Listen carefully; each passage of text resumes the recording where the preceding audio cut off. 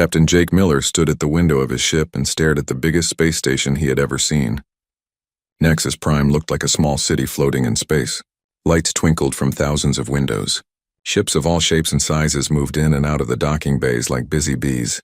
"First time seeing the Galactic Council station?" asked Dr. Lisa Park as she walked up beside him. She was the ship's scientist who studied alien life forms. "Yeah," Jake said. "It's bigger than I thought it would be." Jake was the captain of the UES Horizon, Earth's first ship to visit the Galactic Council. His job was to make friends with alien races and try to get humanity accepted into the Council. It was a big responsibility for a 35-year-old man from Texas. "Captain, we're getting permission to dock," said Commander Sam Rodriguez from the bridge. Sam was in charge of keeping everyone safe on the ship. "Good. Let's go meet our new neighbors," Jake said. The docking process took 2 hours. Jake had never docked with an alien station before. Everything was different. The docking clamps were shaped weird. The air they pumped into the ship smelled strange. Even the gravity felt a little off. When they finally walked onto the station, Jake felt like he was in a dream. The main hallway was huge. The ceiling was so high that Jake had to crane his neck to see it. Aliens of all kinds walked past them. Some looked almost human. Others looked like nothing Jake had ever imagined. A tall, blue-skinned alien with 4 arms greeted them. "Welcome to Nexus Prime," she said in perfect English. "I am Ambassador Cathala. I will show you to your quarters." As they walked through the station, Jake tried not to stare at the other beings. There were creatures that looked like walking trees. Others had skin that seemed to be made of metal. Some floated in the air without any visible means of support. "How many different species live here?" asked Katie Bell, the ship's engineer. "Currently, there are representatives from 47 different worlds," Ambassador Cathala replied. "The Council has been growing for over 2,000 years. They passed through a large common area where many aliens sat at tables eating and talking. The noise was incredible. Jake heard clicking sounds, musical tones, and languages that sounded like nothing on Earth. That's when he saw her. In the far corner of the room sat a lone figure. She was humanoid in shape, but her skin looked like it was made of clear crystal. Colors swirled beneath the surface of her skin like oil on water. Right now, those colors were dark purple and gray. She sat completely alone at a table meant for 6 people. Other aliens walked past her table, but none looked at her. It was like she wasn't even there. "Who is that?"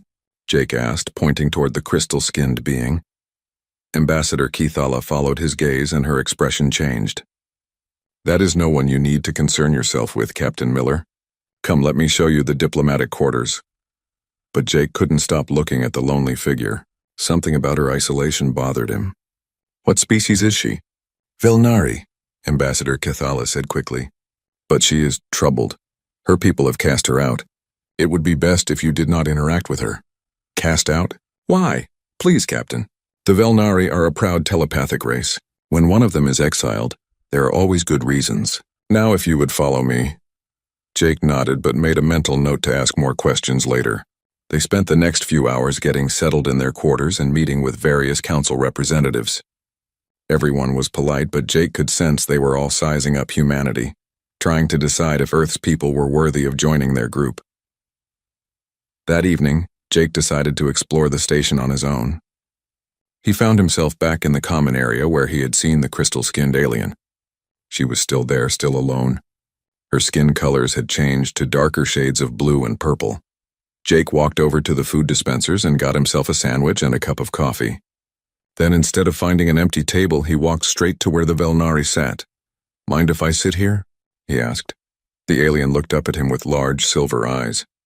Her skin immediately flashed bright red, then settled into deep purple. She didn't say anything, but she didn't tell him to leave either. Jake sat down across from her and unwrapped his sandwich. "I'm Jake Miller," he said, "captain of the human ship." The Velnari stared at him like he was speaking a foreign language. Her skin kept changing colors, cycling through purples and blues. "I know you probably understand English," Jake continued. "The ambassador said your people are telepathic." The alien's skin suddenly went completely white. Jake worried he had said something wrong. Then, without warning, a voice spoke inside his head. It was soft and female, but filled with surprise. "Why are you sitting with me?" Jake almost jumped out of his chair. He had been told that some aliens were telepathic, but experiencing it was completely different. "Because you looked lonely," he said out loud. The Velnari's skin went through a rapid series of color changes. You should not be here. The others will think poorly of your species if they see you with me. Why? Jake asked, taking a bite of his sandwich. Because I am broken, the voice in his head replied. I am Zira. I am the outcast. The mind touched. Even my own people will not speak my name. Jake looked at her carefully. She seemed sad but not dangerous. What did you do to become an outcast? Zira's skin went dark again. I was born wrong. My mind works differently than other Velnari. They fear me. Well, I'm not Velnari, Jake said, and I don't scare easily. He pulled his sandwich apart and pushed half of it across the table to her. Want some? It's peanut butter and jelly. Nothing fancy, but it's from Earth. Zira stared at the sandwich like it was an alien artifact. You would share your food with me? Why not? Everyone needs to eat. For the first time since Jake had seen her, Zira's skin showed a different color. A faint golden glow appeared beneath the surface like sunlight through water. I have not spoken to another being in 3 cycles, she said in his mind. The others pretend I do not exist. That must be very lonely, Jake said. It is. They sat in comfortable silence for a while. Jake finished his half of the sandwich while Zira carefully examined her portion. Finally, she took a small bite. It is strange, she said, but not unpleasant. First time trying Earth food? First time anyone has offered me anything, Zira replied. Jake felt a pang of sadness for her. He couldn't imagine being completely alone like that. Well, if you want, I'll be here tomorrow evening too. Maybe we can talk more. Zira's skin flashed gold again, brighter this time. You would return? Sure. Everyone deserves to have someone to talk to. As Jake stood up to leave, Zira spoke in his mind one more time. Why do you show kindness to a stranger? Especially one that your own kind have been warned against? Jake thought about it for a moment. Because that's what humans do. We help people who need help. It doesn't matter if they're human or not. He walked away, leaving Zira sitting at the table with the half-eaten sandwich in front of her. Her crystalline skin was glowing soft gold, the first warm color she had shown in years. Behind him, Jake didn't see the other aliens in the common area watching with interest and concern. He had just done something that none of them had ever considered doing. He had shown kindness to the outcast. The next morning, Jake woke up to find Commander Sam Rodriguez waiting outside his quarters with a serious expression on his face. We need to talk, Captain, Sam said as Jake opened the door. What's wrong? Jake asked, still putting on his uniform jacket. Word has gotten around about your little dinner last night. Some of the alien representatives are concerned. Jake sighed. He had expected this. Concerned about what exactly? About humans associating with undesirable elements, Sam said. The Centauri ambassador sent a formal message this morning. He strongly advised against any further contact with the Velnari exile. Her name is Zira, Jake said firmly. Whatever her name is, she's bad news according to everyone on this station. The hegemony representative was even more direct. He said that befriending outcasts shows poor judgment that could affect our council application. Jake finished putting on his jacket and looked at Sam. Since when do we let aliens tell us who we can and can't talk to? Since we need their votes to join the council, Sam replied. Captain, I know you want to help her, but we have to think about the bigger picture. Humanity's future depends on getting accepted here. Jake knew Sam was right about the politics, but something about the situation bothered him. Have you actually talked to anyone about why she was exiled? Does it matter? If her own people don't want her around, there must be a good reason. Maybe, or maybe not. Jake walked past Sam toward the bridge. I'm going to find out. Later that day, Jake found Dr. Lisa Park in the station's science laboratory. She was studying samples of various alien technologies with permission from the council. Lisa, I need you to find out everything you can about the Velnari, Jake said. Lisa looked up from her microscope. Any particular reason? I met one yesterday. An exile named Zira. I want to know what she did to get thrown out of her society. Jake, you know what Sam and the others are saying, right? They think you're making a mistake. That's why I need facts instead of rumors, Jake replied. Can you help me or not? Lisa nodded. I'll see what I can dig up in the council database. That evening, Jake returned to the common area as promised. Zira was sitting at the same table, but this time her skin showed lighter colors when she saw him approaching. You came back, her voice said in his mind. I said I would, Jake replied, sitting down with another sandwich and coffee. Many beings say things they do not mean. Not me. Jake unwrapped his food. I brought extra again if you want some. Zira's skin showed that faint golden glow again. Thank you. As they shared the meal, Jake decided to ask the question that had been bothering him all day. Zira, why were you really exiled from your people? Her skin immediately went dark purple. You do not wish to know. Yes, I do. Everyone on this station acts like you're dangerous, but you seem perfectly fine to me. Zira was quiet for a long time. Jake could see colors swirling under her crystal skin like a storm. Finally, she spoke in his mind again. My people are telepaths, as you know. We can read surface thoughts and emotions from most other species. It is a useful ability for diplomacy and trade. Sounds handy, Jake said. Yes, but I was born with something different. Something more. Zira's skin went completely white again. I can see deeper than thoughts. I can see the truth that lies beneath what beings think they think. Jake frowned. I don't understand. Most beings lie to themselves as much as they lie to others. They believe they are good when they are not. They think they are honest when they deceive. But I can see past those lies. I can see what they really are in their deepest hearts. And that scared your people? Terrified them, Zira confirmed. They realized I could see all their hidden shames, their secret cruelties, their buried guilt. So they declared me mentally ill and cast me out. Jake thought about this. That seems like a useful ability to have around. Zira's skin flashed with surprise. Useful, it is a curse. No one wants to be seen for what they truly are.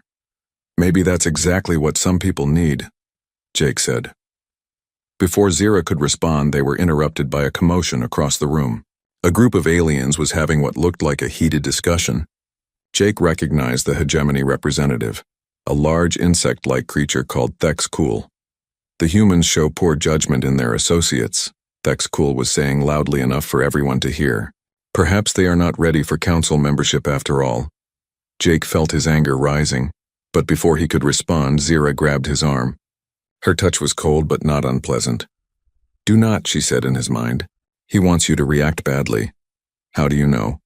Because I can see what he truly thinks. He fears your species for reasons he will not admit even to himself. Jake looked at the insect alien more carefully. What do you see when you look at him? Zira's skin went through several color changes before settling on a dark red that Jake had not seen before. Deception. Layers upon layers of lies. And underneath it all, terror. Terror of what? Of you, of humans. He sees something in your species that threatens everything he has built. Jake wanted to ask more questions, but Dr. Lisa Park appeared at their table. She looked nervous. Jake, I need to talk to you privately, she said, glancing at Zira.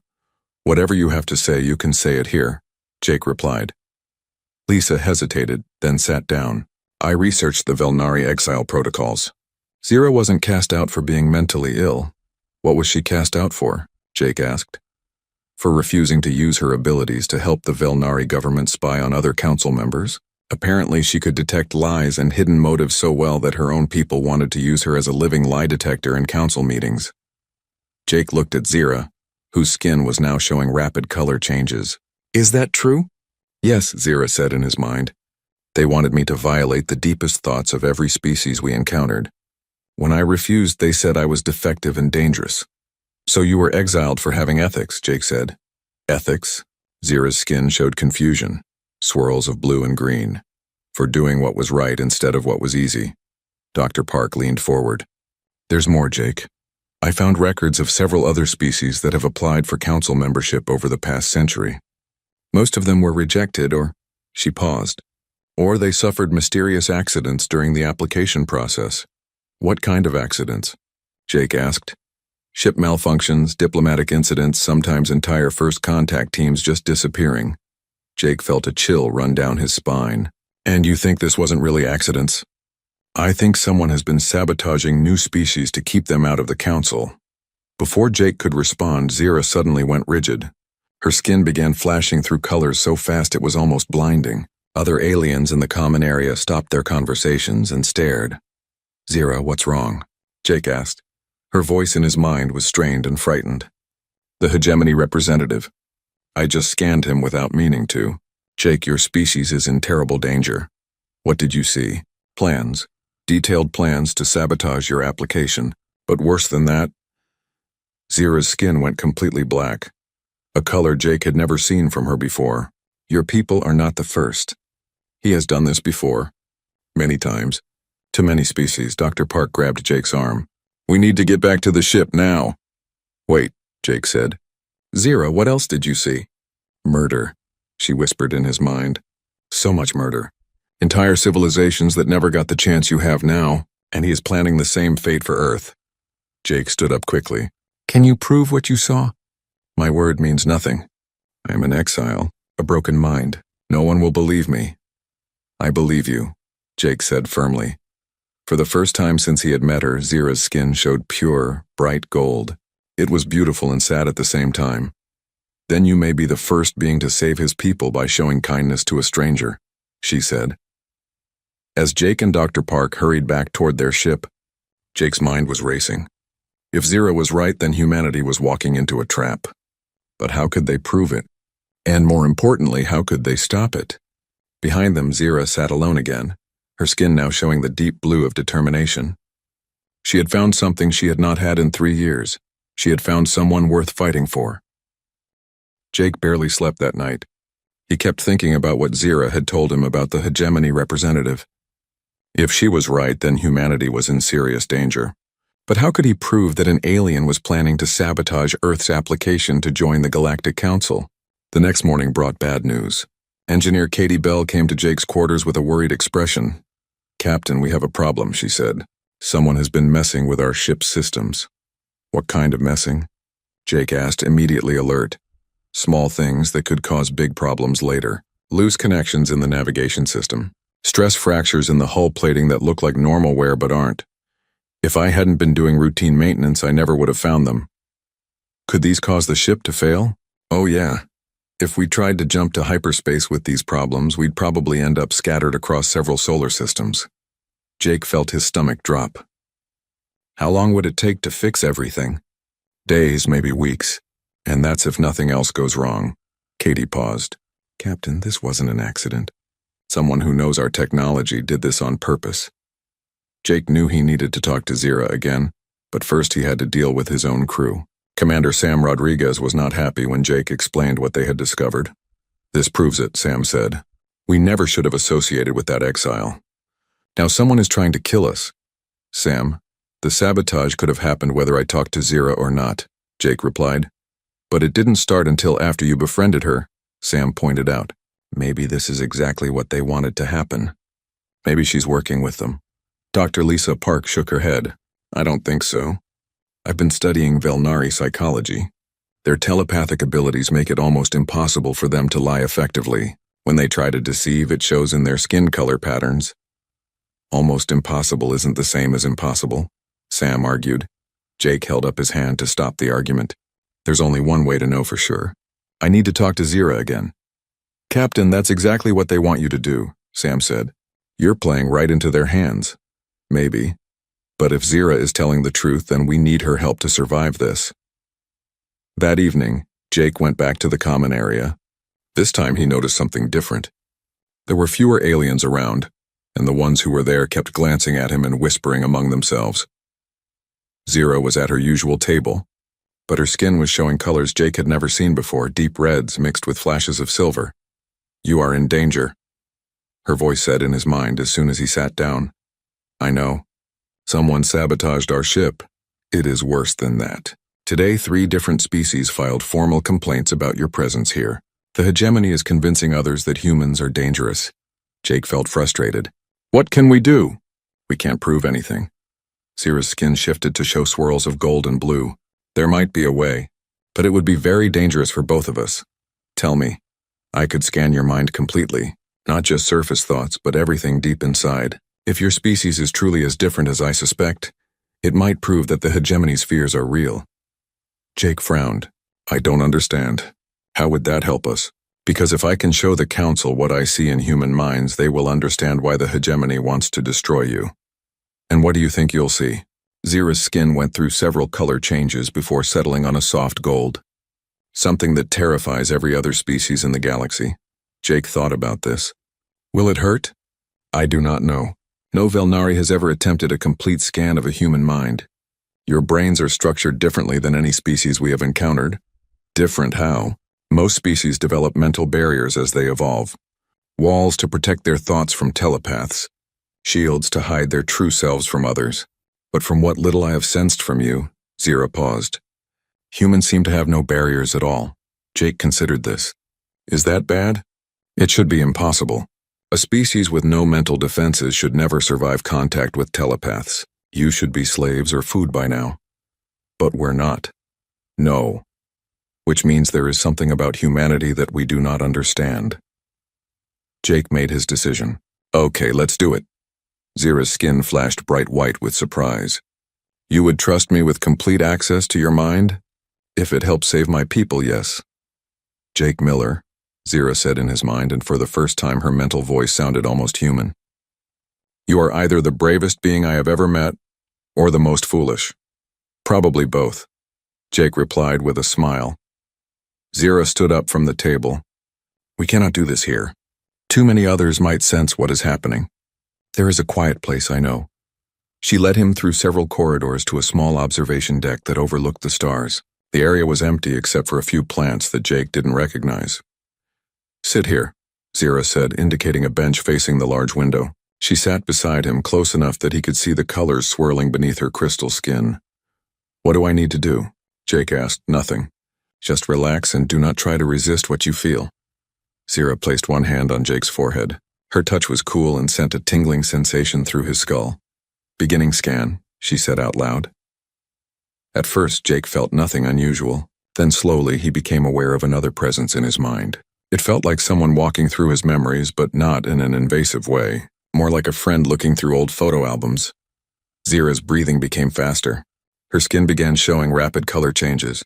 Blues, greens, golds, and colors Jake had no names for.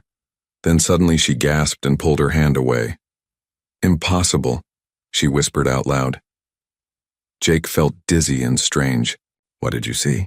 Zira's skin was now blazing with pure golden light, brighter than he had ever seen it. She stared at him with her silver eyes wide with wonder.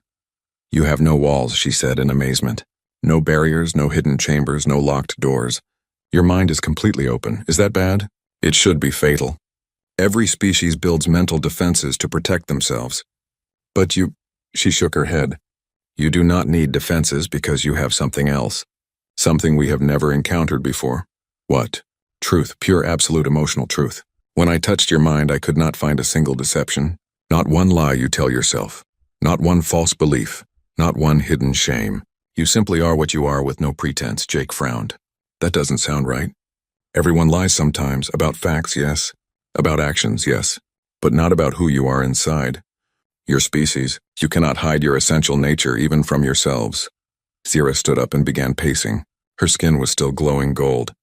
This is why the hegemony fears you, she continued. They have built their power on lies and manipulation. But if humans join the council, their telepathic members will sense the truth in your thoughts. All their deceptions will be exposed. So what do we do with this information? Zira stopped pacing and looked at him. We show the council what I just experienced. We prove that humans are not dangerous. You are dangerous to those who live by lies. Will they believe you? They will have to. What I experienced was too powerful to fake. But Jake... Zira's skin suddenly showed streaks of red. Doing this will probably kill me. What do you mean?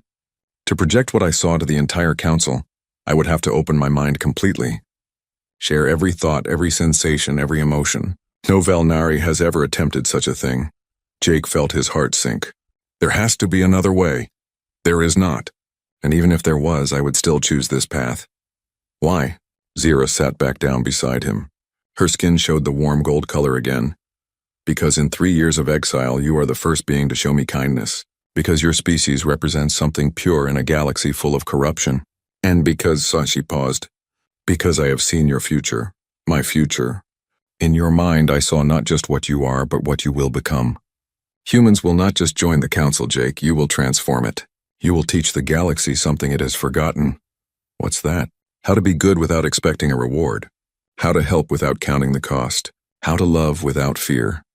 Jake felt overwhelmed by what she was telling him. Zira, I can't ask you to die for us. You are not asking. I am choosing. Her skin pulsed with gentle gold light. It is the first free choice I have made since my exile, and it feels right. As they sat there looking out at the stars, Jake realized that everything was about to change. Tomorrow they would try to save humanity by exposing the truth, and a lonely alien who had been cast out by her own people would risk everything to help a species she barely knew. "Thank you," Jake said quietly. "No," Zira replied in his mind. "Thank you.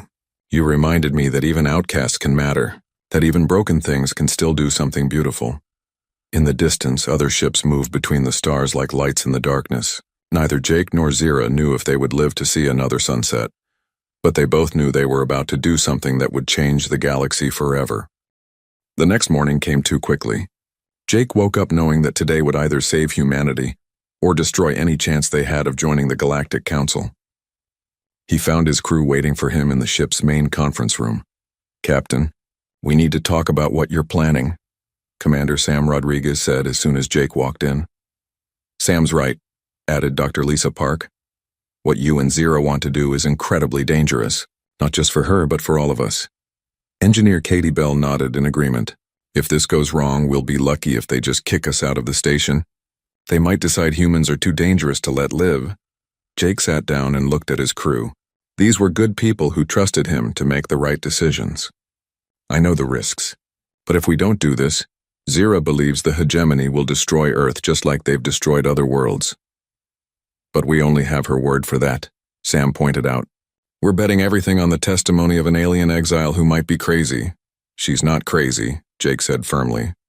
"I've been in her mind, Sam. I felt what she experiences. Her abilities are real." Dr. Park leaned forward.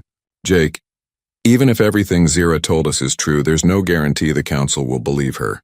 Velnari telepathy is well known, but what she claims to do is beyond anything her species has shown before." "Which is exactly why it might work," Jake replied. "If she can project what she saw in my mind to the entire Council, they'll experience the same thing she did. They'll feel the truth of it." Katie shook her head. "And if she dies in the process? Then we're right back where we started, except now we look like the aliens who got one of their outcasts killed." Jake had been thinking about this all night. "Zira is going to die anyway." The room went quiet. "What do you mean?" Lisa asked. "I mean, she's been slowly dying since her exile began. The Velnari are social telepaths. Being cut off from her people is killing her mentally and physically. She's already held on longer than most of her kind could." Sam crossed his arms. "So she's suicidal? That makes her even less reliable as a witness." "No, Sam, she's not suicidal. She's choosing to make her death mean something." Jake stood up and walked to the window that showed the vast space station outside. "How many humans would do the same thing to save their species?" "That's different," Sam said.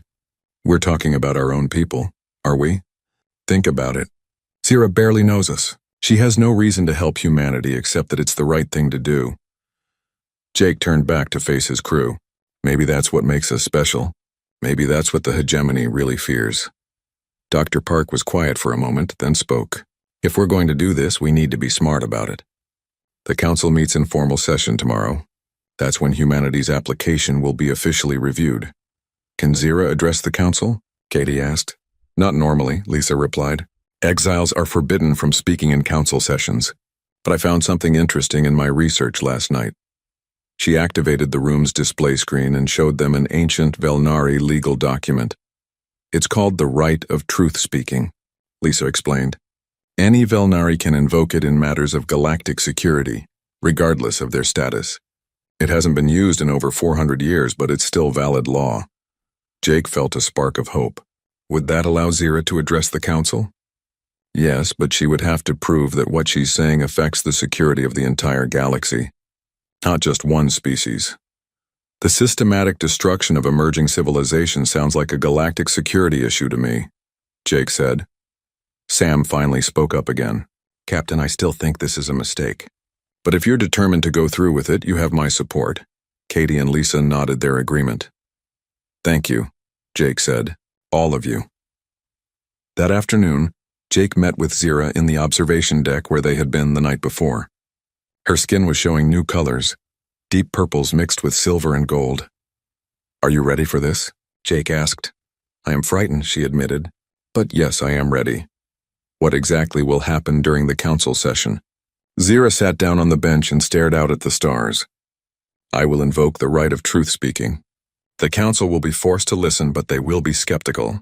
Then I will open my mind completely and project what I experienced when I scanned you. Will everyone in the chamber feel it? Everyone with telepathic abilities, yes. That includes most of the major species. The non-telepaths will see the emotional reactions of the telepaths and understand that something significant is happening. Jake joined her on the bench. And you're sure this will kill you? Almost certainly. A Velnari mind is not designed to open completely to multiple recipients. The psychic feedback will probably stop my heart. They sat in silence for a while, watching ships move between the stars. Zira, can I ask you something personal? Of course. Do you have any family? Anyone who will miss you? Zira's skin went through several color changes before settling on a sad blue. I had a sister once. She was the one who reported my abilities to the authorities. I'm sorry. Do not be. She was frightened, and fear makes beings do terrible things. I have learned to forgive her. Jake thought about his own sister back on Earth. He couldn't imagine her ever betraying him. But then again, humans weren't telepaths living in a society that valued conformity above all else. What about you? Zira asked. Who will miss Captain Jake Miller if this goes wrong? My parents. My sister Carol, some friends back home. Jake smiled. A woman named Amy Peterson who I've been trying to work up the courage to ask out for about 2 years. Why have you not asked her? Fear, I guess. Fear of rejection. Zira's skin showed a gentle gold color. Fear, always fear. It rules so many lives across the galaxy. But not yours. Not anymore, no, not anymore. Tomorrow I will do something that has never been done before.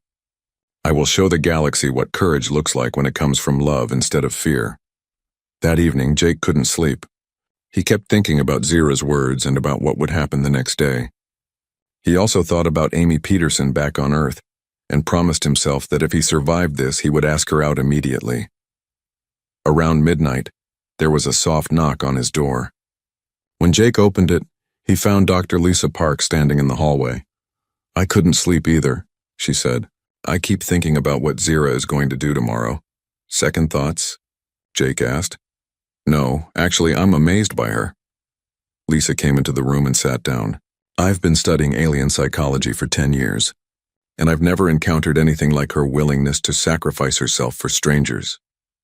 Maybe that's what we all should be learning from, Jake said. The next morning arrived gray and quiet. The council chamber was the largest room Jake had ever seen, with seating for representatives from dozens of worlds. The humans were given seats in a special section reserved for applicant species. Jake looked around the chamber and felt overwhelmed by the diversity of life forms present.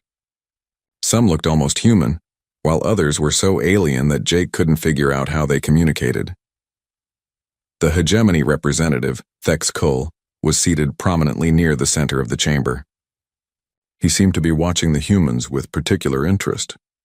The council recognizes the application of the species known as humans from the planet Earth, announced the council speaker, a tall being with blue skin and multiple eyes. Jake stood up to address the council, but before he could speak, another voice rang out across the chamber. I invoke the right of truth-speaking under Velnari law. Every head in the chamber turned to see Zira standing at the back of the room. Her crystal skin was blazing with golden light, brighter than Jake had ever seen it. The chamber erupted in confused voices. Many of the representatives seemed shocked to see her there. The exile has no right to speak here. Thex Kull's voice boomed over the noise. The right of truth-speaking supersedes exile status in matters of galactic security, Zira replied, walking steadily toward the center of the chamber. The council speaker raised a hand for silence. The Velnari law is recognized. State your claim. Zira stopped in the center of the chamber where everyone could see her. I claim that the hegemony has systematically destroyed emerging civilizations to maintain their power.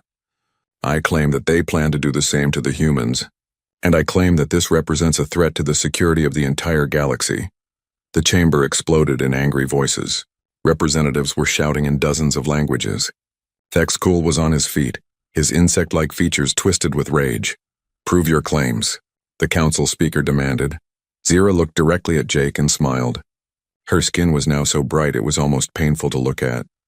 I will show you truth beyond words, she said, and then she opened her mind to everyone in the chamber.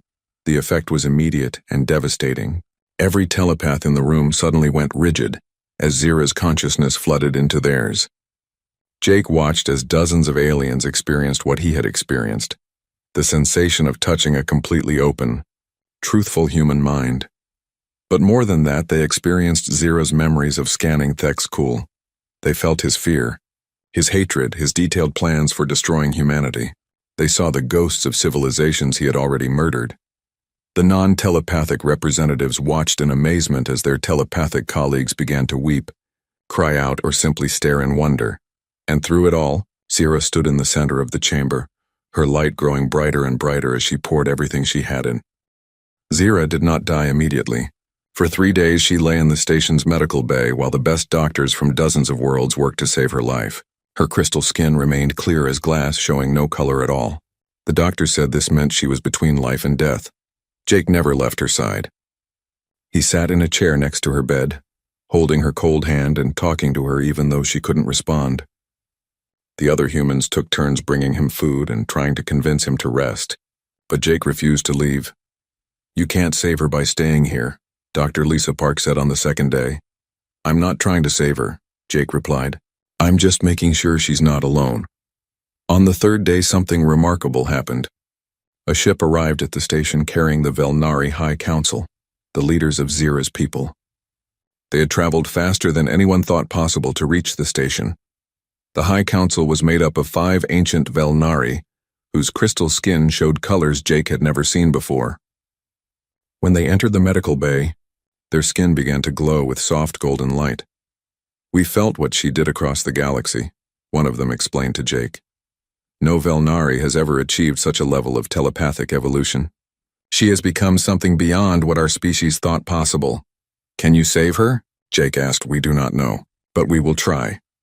The High Council members surrounded Zira's bed and placed their hands on her. Their combined glow filled the room with warm golden light. Jake had to close his eyes because it was so bright. For hours the Velnari worked. Jake could hear them speaking in their own language, but he could also feel something happening in his mind. It was like Zira's telepathy, but gentler and warmer. Finally, the light faded. Zira's skin began to show the faintest hint of color, a pale blue that Jake recognized as the color of sleep. "She will live," one of the High Council members announced, "but she has changed. What she did has transformed her into something new." "What do you mean?" Jake asked. "She can no longer be exiled from our people. She has become what we all aspire to be, a being of pure truth and compassion. We came to ask her to return home and lead our species into a new age." Jake felt happy for Zira, but also sad. If she went back to her people, he would probably never see her again. That evening, Zira finally woke up. Her skin was still very pale, but Jake could see colors moving slowly beneath the surface. "Jake?" Her voice whispered in his mind. "I'm here," he said, squeezing her hand gently. "Did my people really come?" "Yes, they want you to come home and be their leader." Zira was quiet for a long time.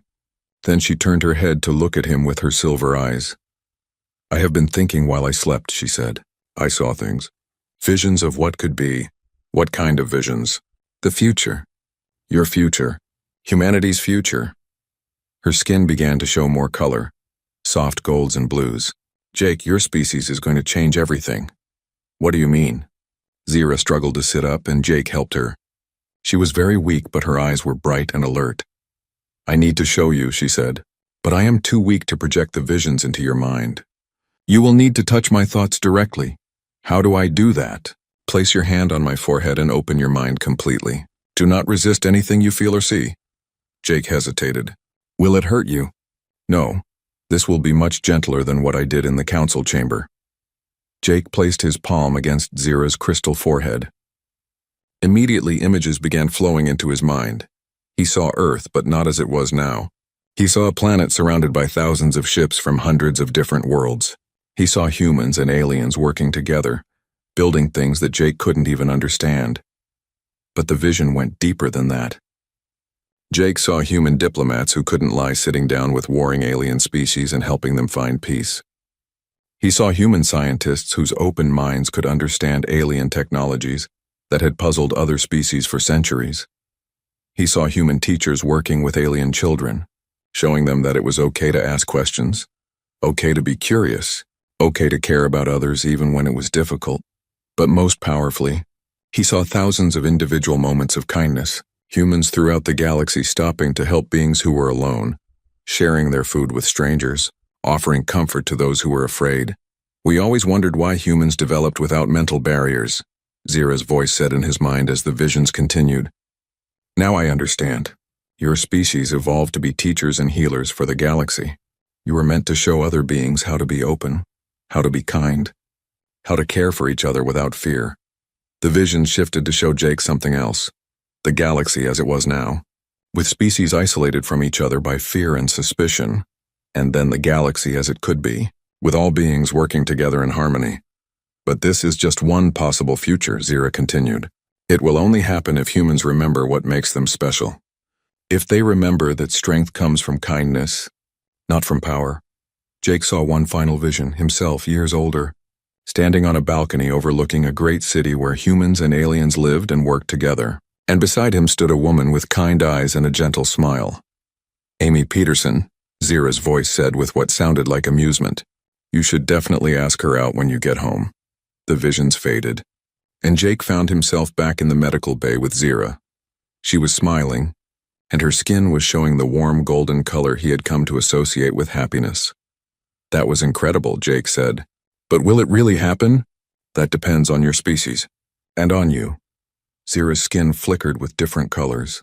Jake, I need to tell you something before my people take me home. What? Zira reached out and took his hand in both of hers. Her touch was warmer now, more alive. In all my years of reading minds, I had never encountered a being who was genuinely good, not just trying to be good, not pretending to be good, but actually truly good in their heart. Until I met you. Jake felt embarrassed. Zira, I'm not that special. Any human would have done what I did.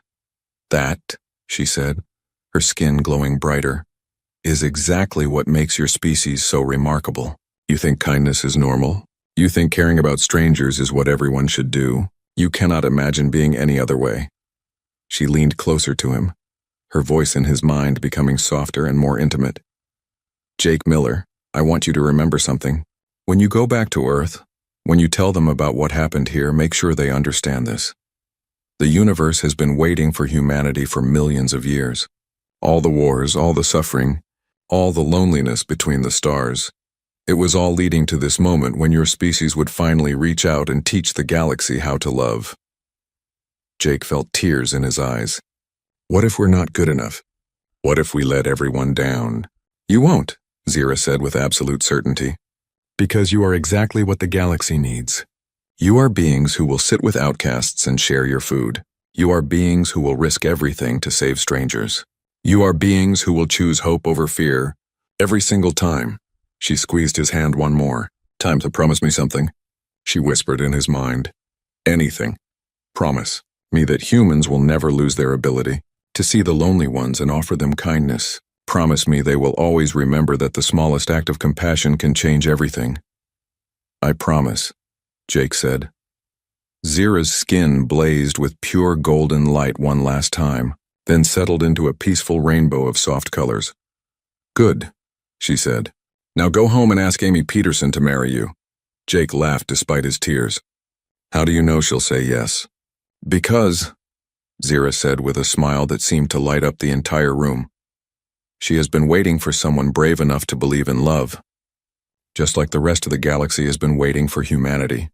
2 weeks later, Jake stood on the bridge of the UES horizon as it approached. Earth, behind them came a fleet of ships from dozens of worlds, the first alien, diplomatic mission to humanity's home planet. Galactic Council had not only accepted Earth's application for membership, they had invited humanity to help reorganize the Council itself. The hegemony's power structure had collapsed once their crimes were exposed, and new alliances were forming across the galaxy. Jake thought about Zira, who had returned to her homeworld to lead her people into a new age of openness and compassion. She had left him with a small crystal that sometimes glowed with golden light, a way for her to let him know she was thinking of him. As Earth grew larger in the view screen, Jake activated the ship's communication system. This is Captain Jake Miller of the UES Horizon, requesting permission to bring our new friends home. The response came immediately from Earth's orbital control. Permission granted, Captain. Welcome home. And Jake, there's someone here who's been waiting to talk to you. Jake smiled, knowing exactly who that someone was. The universe, he realized, was about to become a much less lonely place. And somewhere in the depths of space, on a world of crystal beings learning to love without fear, Zira felt the warm glow of happiness in her heart and whispered a prayer of gratitude for the day a kind human had sat down beside an outcast and shared his sandwich. It had indeed changed everything.